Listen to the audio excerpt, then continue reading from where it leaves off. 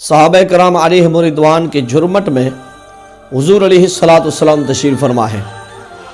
یوں سمجھیے کہ جیسے 14ویں رات کا چاند اپنی روشنی اور اپنی تابانی اور اپنی رونق کے ساتھ جگمگا رہا ہو، تو لا مشابہ یعنی بغیر کسی تشبیہ کے حضور علیہ الصلوۃ والسلام صحابہ کرام علیہ رضوان کے جھرمٹ کے درمیان تشریف فرما ہے، اور نیکیوں کی بات ہو رہی ہے کہ میرے آقا علیہ الصلوۃ والسلام نے ارشاد فرمایا نیکیوں کے 360 درجات ہیں۔ اگر کسی میرے غلام کے اندر کوئی ایک نیکی پائی جائے تو وہ جنتی ہے۔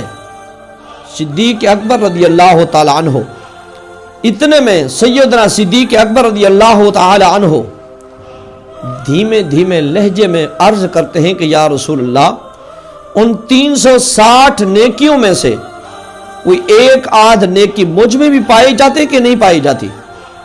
تو پیارے آقا علیہ الصلوۃ والسلام ارشاد فرماتے ہیں اے میرے پاک سونے صدیق، میں نے 360 نیکیوں کے درجوں کو دیکھا ہے اور ادھر تیری نیکیوں کو ملاحظہ کیا۔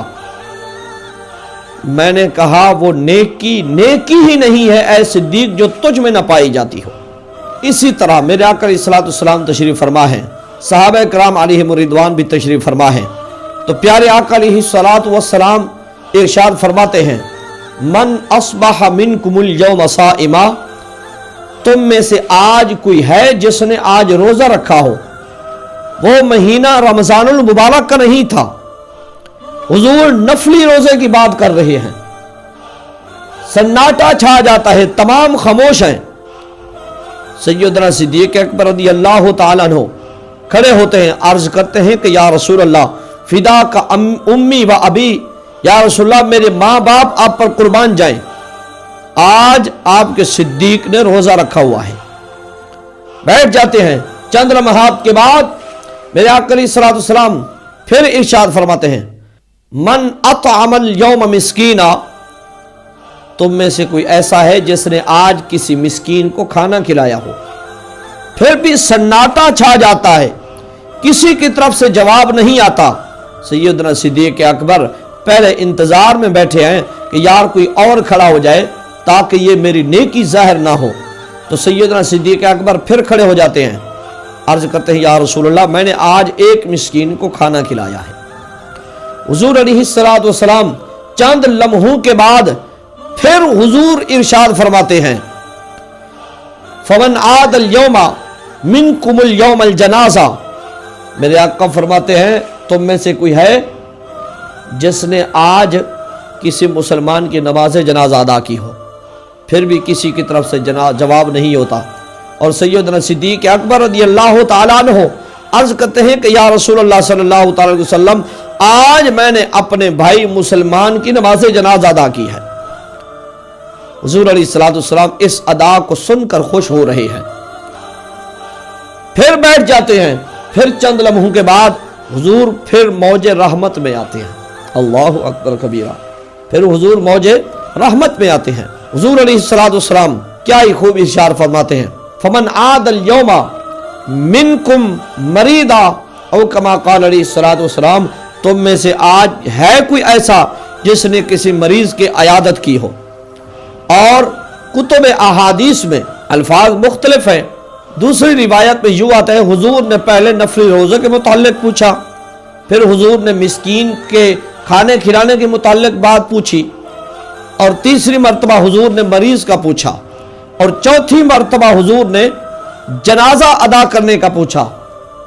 تو ہر سوال کا جواب سیدنا صدیق اکبر نے دیا۔ تو پیارے آقا علیہ الصلوۃ والسلام نے ارشاد فرمایا کسی میرے غلام کے اندر یہ چاروں نیکیاں ایک دن پائی جائیں، اسے جنت کے ہر دروازے سے بلاوا آئے گا۔ اور سیدنا صدیق اکبر کی جان نثاری کیا ہے، آپ کا مقام کیا ہے؟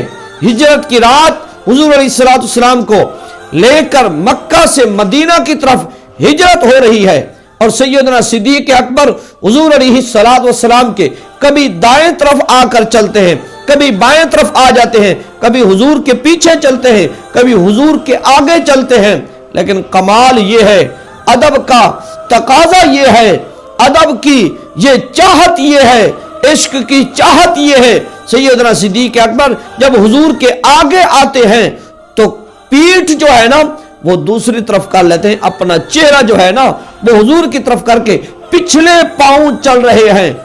اللہ اکبر، یہ محبت کی یہ ایک خاص یہ ایک جھلک تھی۔ اے سیدنا صدیق اکبر رضی اللہ تعالی عنہ جب حضور کے آگے آتے ہیں چہرہ حضور کی طرف کر لیتے ہیں تاکہ پیٹھ میرے یار کو نہ ہو۔ اللہ اکبر کبیرہ، یار کس قدر سادگی ہے، کس قدر ناز و ادا ہے۔ حضور علیہ الصلوۃ والسلام پوچھتے ہیں، صدیق کبھی دائیں آتا ہے، کبھی بائیں، کبھی آگے کبھی پیچھے، یہ کیا کر رہا ہے؟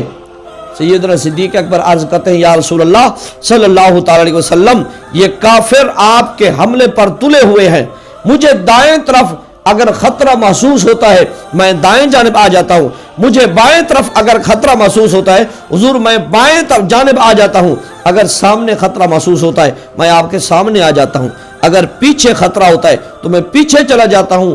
حضور سب سے پہلے آپ پر حملہ جب ہو تو سب سے پہلے غلام قربان ہوگا۔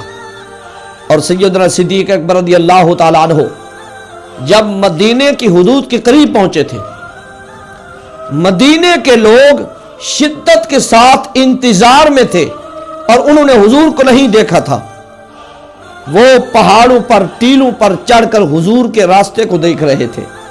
سیدنا صدیق اکبر رضی اللہ تعالی عنہ اپنی چادر اتارتے ہیں، وہ چادر اوپر چھتری کی طرح ایک سائبان کی طرح حضور کے سر کے اوپر اوڑھ لیتے ہیں۔ حضور ارشاد فرماتے ہیں، صدیق یہ کیا کر رہے ہو؟